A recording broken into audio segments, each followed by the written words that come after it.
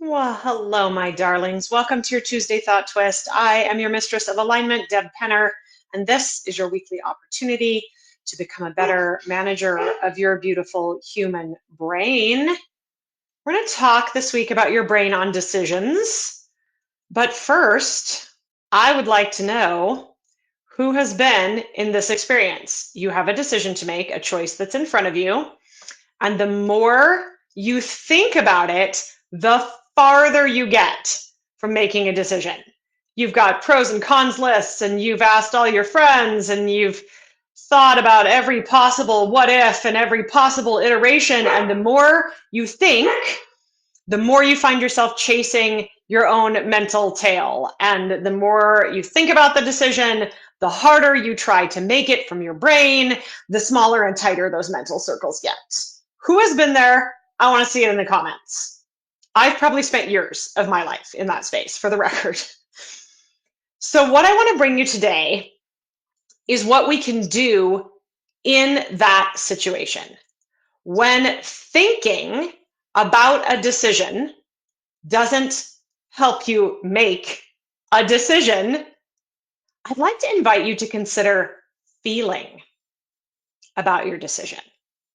So moving down out of your headspace and into your heart space, into your physical body. Karen just popped on and said she's going through that right now. I see you, Karen, chasing your brain around in circles and doing hard things. So when you're in this space, when this is not helping, don't forget you have a this, you have a body, you have a heart space. It's possible to not only think about a decision, but to also feel about a decision. And I don't mean in sharing this with you to say that there's never anything to think about in making a decision.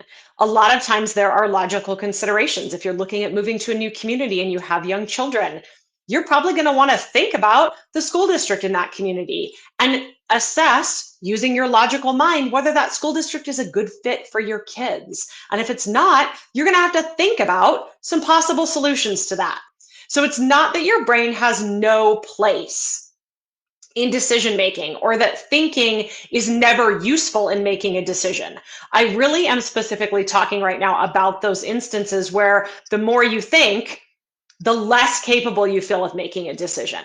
And those are the times when you can go ahead and apply the mental brakes, slow down the thinking, and open up the communication with your heart and your physical body, and do some more feeling about your decision.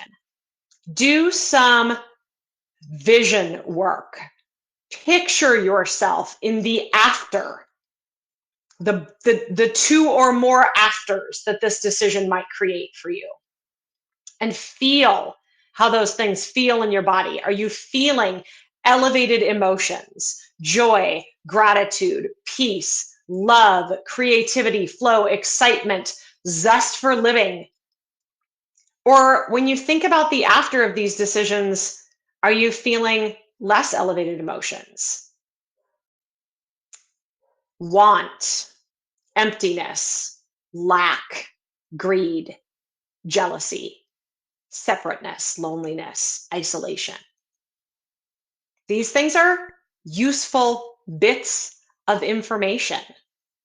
If you have a practice that allows you to tap into your heart center, spend some time in that space. Spend some time where you're not thinking about your decision at all. You're just holding your decision in your heart space and experiencing what it feels like to have that decision there. Notice how your physical body responds. When you think about your options, does one option make your physical body feel light, energized, stimulated? Does one option make your body feel heavy, dark, closed down? These are also pieces of information that you can use to make your decision. And this is not something that we talk about a lot in our culture. We live right now in the United States in a very masculine culture We live in a very linear culture. We live in a very frontal lobe, logical thinking, brain focused culture. But you don't stop here. You have all the rest of who you are to consult with when you're making these decisions. And I want to leave you, gang, with one more thought today.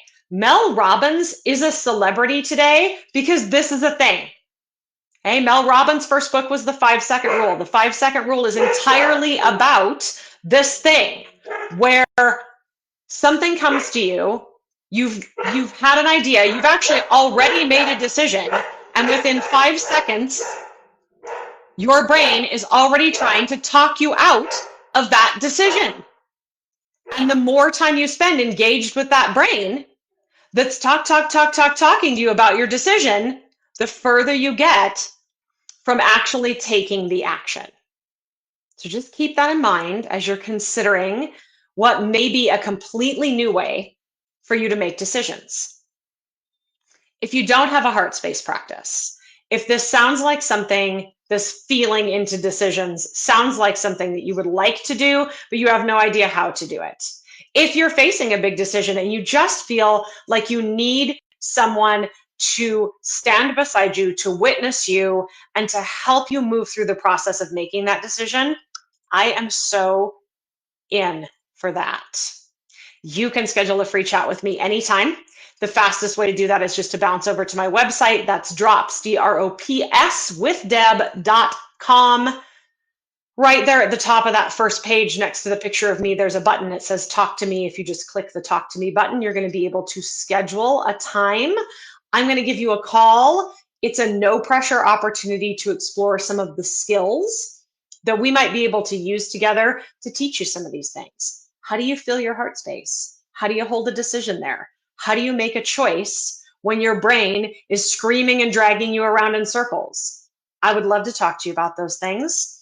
And that appointment is available to you at no cost at any time. So if it feels good to you, set it up, and I'll see you guys next Tuesday.